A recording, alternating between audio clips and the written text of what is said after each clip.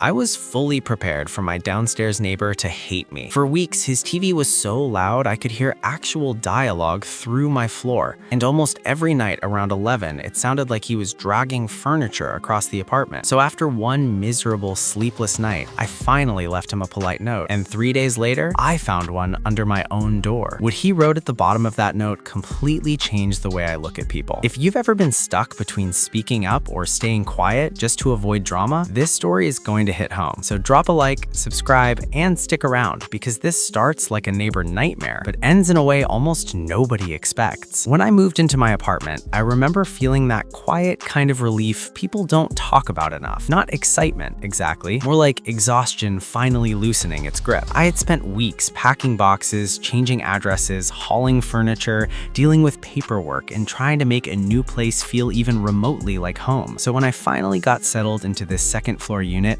all I really wanted was something simple. Peace. That was it. A little routine, a little quiet, a place where I could come home, shut the door, and breathe. And for the first couple of weeks, I thought that's what I had found. Then I started noticing the noise. At first, I told myself it was normal apartment stuff. Someone closing cabinets, a chair scraping, a TV on in the background. The kind of sounds you accept when you share walls and floors with strangers. But this wasn't occasional. This was constant. The TV downstairs was always on, and not just on, loud enough that I could actually make out specific lines of dialogue through the floor. Not muffled noise, not vague background sound. I'm talking real words, full sentences, dramatic pauses, laugh trucks, the whole thing. I'd be standing in my kitchen and suddenly realized I was involuntarily following somebody else's crime show. And then there was the other thing. Almost every night, right around 11, I'd hear this awful dragging sound. Long, slow, heavy, like someone was pulling a table or a dresser across the floor. At first, I thought maybe he was rearranging furniture, but then it kept happening again and again. Late at night, same time,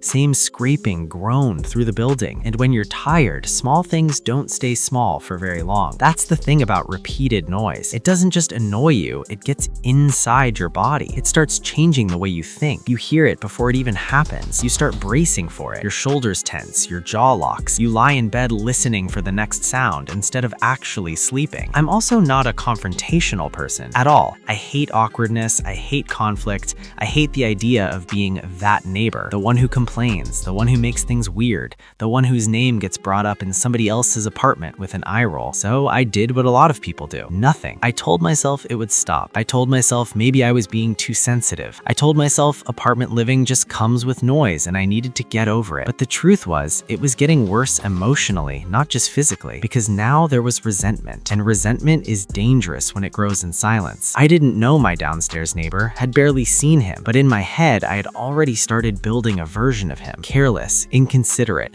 one of those people who just assumes everyone else has to tolerate whatever they do, the kind of person who blasts their TV and stomps around because it never even occurs to them that someone else might be trying to sleep. And that imagined version of him got more irritating every day. Then came Tuesday. I still remember that night because it was the one that broke me. I had work early the next morning. Not it would be nice to get some sleep early, I mean genuinely important, needed to function, couldn't afford to be exhausted early. And of course, that was the night the TV seemed louder than ever. I lay in bed staring at the ceiling, hearing bursts of dialogue rise through the floor like I was trapped inside someone else's living room. Then, just when it seemed like it might finally quiet down, that dragging noise started again, that long scraping pull, then another, then another. I turned over, checked my phone, tried the pillow over the head trick, tried deep breathing, tried convincing myself I was calm when I was very much not calm. Nothing worked. At some point, frustration becomes clarity. Not dramatic clarity, just that tired, defeated voice in your head that says,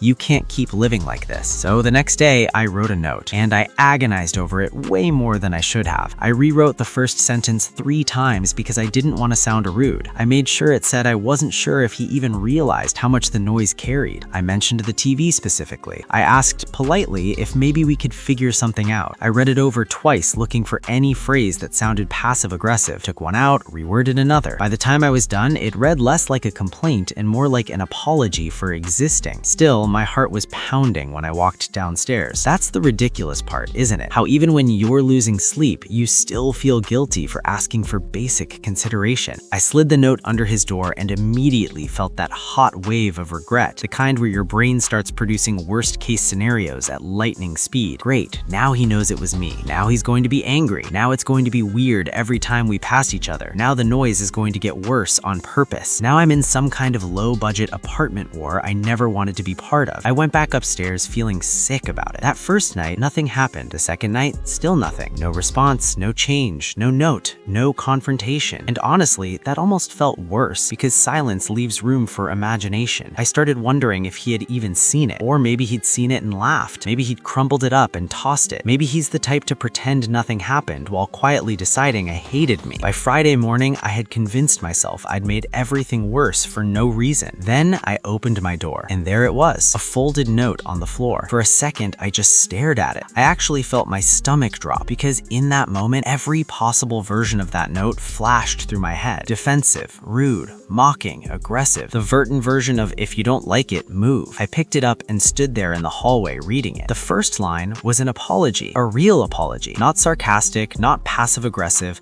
not one of those sorry you feel that way apologies. He said he was sorry and thanked me for telling him directly. Then he explained something I never would have guessed. He was hard of hearing in one ear. He genuinely had no idea the TV was that loud through the floor. And then came the part that completely disarmed me. He wrote that he had already ordered a soundbar setup that would let him use headphones at night so it wouldn't happen again. I remember reading that sentence twice because it was so immediate, so reasonable. No excuses, no self-pity, no argument, just I understand the problem and here's what I'm doing to fix it. But it was the last part of the note that really got me. At the bottom, he wrote that he appreciated me saying something directly instead of going to building management. He said most people just file a complaint without ever giving him a chance to fix it. And I just stood there in the hallway holding that note, feeling something I did not expect to feel. Embarrassment. Not because I had saying something, because of the story I had built in my head about him. This person I had quietly turned into the villain in my private little apartment drama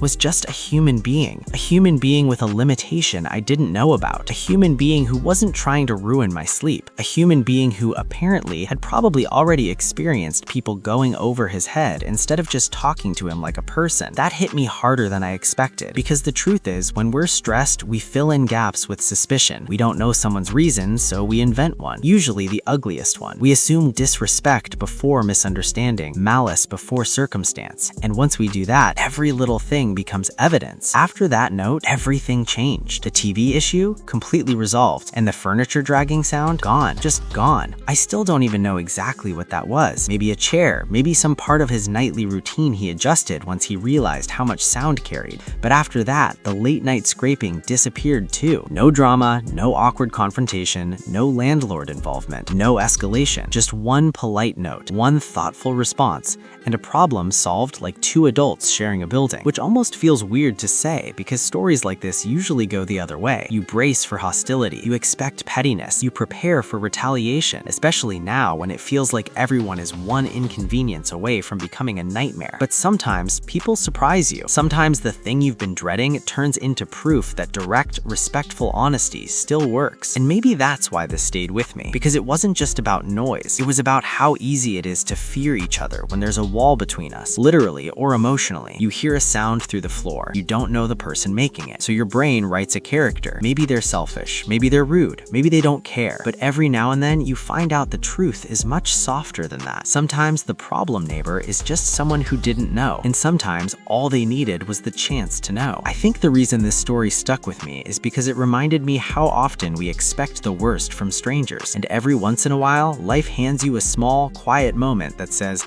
not everyone is looking for a fight. Sometimes kindness really does work. If this story hit you in a real way, leave a like and subscribe for more emotional Reddit-style stories with twists you don't see coming. And tell me in the comments, have you ever expected the worst from someone only to find out you were completely wrong? Because honestly, those stories might be even more powerful than revenge.